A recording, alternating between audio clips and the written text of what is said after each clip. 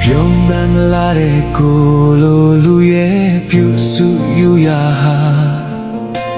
မင်းဘဝအတွက်တော့မဖူလုံနိုင်သေးတယ်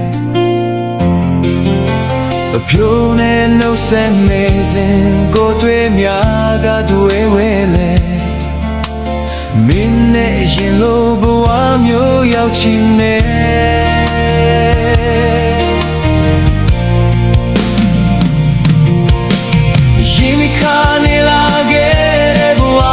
ပြန်နေခြင်းပေးတယ်သူနေခြင်းပေးမဲ့လက်တရဲ့စိတ်များတော့ခဲ့တယ်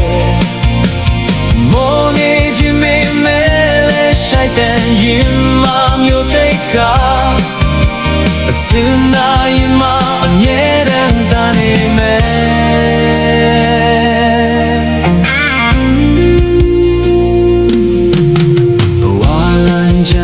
ကိုလိုလူရဲ့အထီးတွေ့ဆောင်ရှောက်ဟာမင်းလုံးနာကမလို့ခြင်းပြီးပေါ်လေအပြုံးနဲ့ခွင်လို့နေစဉ်ကိုတဲ့များလဲကျွမ်းခဲ့ပြီမင်းနဲ့ရင်လိုဘဝမျိုးရောက်ချင်တယ်